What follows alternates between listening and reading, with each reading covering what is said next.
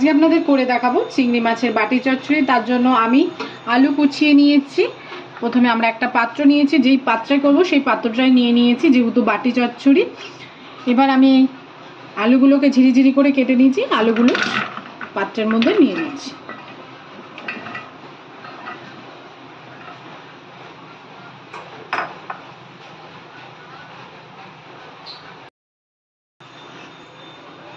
তারপরে নিয়ে নিয়েছি কুচানো পেঁয়াজ, কুচানো পেঁয়াজটা আমরা দিয়ে দিচ্ছি।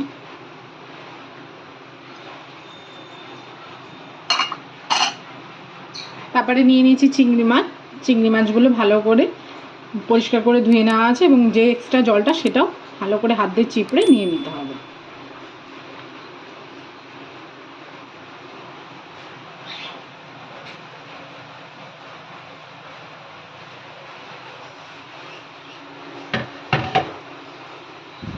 এবার এতে দিয়ে দিচ্ছি টমেটো কুচি, দিয়ে দিচ্ছি কাঁচা লঙ্কা চেরা, দিয়ে দিচ্ছি আদা রসুন পেস্ট, দিয়ে দিচ্ছি ধনেপাতা কুচি,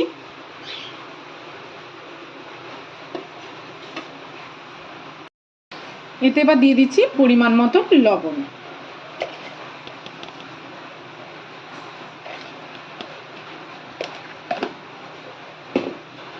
দিয়ে দিচ্ছি সর্ষের তেল,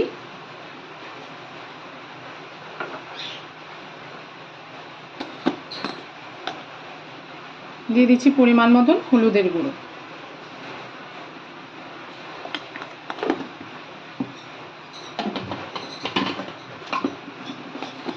দিয়ে দিচ্ছি ধনে গুঁড়ো,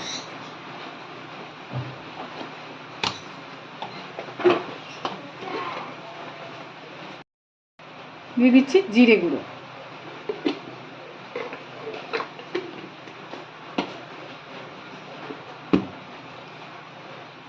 আর দিয়ে দিচ্ছি কাশ্মীরি লঙ্কার গুঁড়ো একটু সুন্দর কালার আসার জন্য।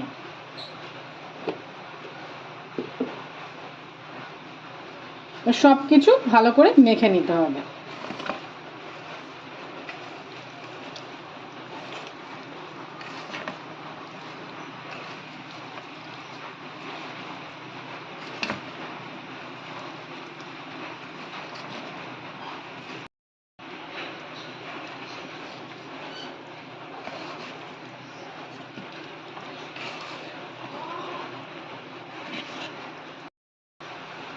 আমি ভালো করে সুন্দর করে মেখে নিয়েছি। এবার এতে একটু অল্প পরিমাণে জল অ্যাড করে দেবো আমরা। এবার এতে আমরা অল্প পরিমাণে জল অ্যাড করে দিচ্ছি।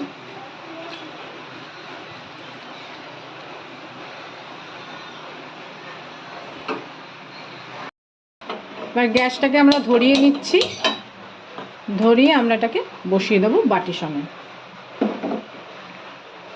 আর উপর দিয়ে একটা ঢাকনা দিয়ে ঢেকে দেবো। আর উপর দিয়ে আমরা একটু বাকি যে সর্ষের তেলটা আমরা আছে সেটা উপর দিয়ে আমরা দিয়ে দিচ্ছি, একটা সুন্দর গন্ধ আসবে। লো টু মিডিয়াম আঁচে রেখে এটাকে আমাদের রান্না করে নিতে হবে।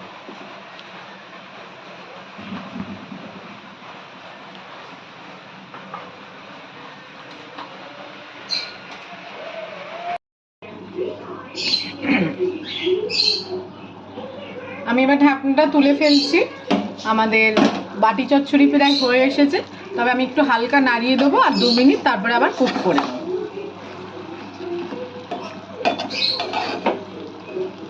আলু আমাদের দেখুন খুব সুন্দরভাবে সেদ্ধ হয়ে গেছে।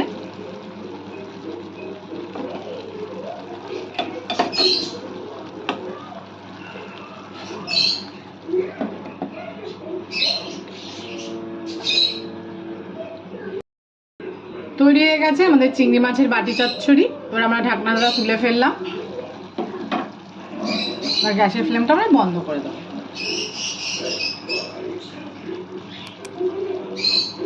সম্পূর্ণ ভিডিওটা দেখার জন্য সকলকে জানাই ধন্যবাদ। সবাই ভালো থাকবেন, সুস্থ থাকবেন। দেখা হবে পরের ভিডিওতে।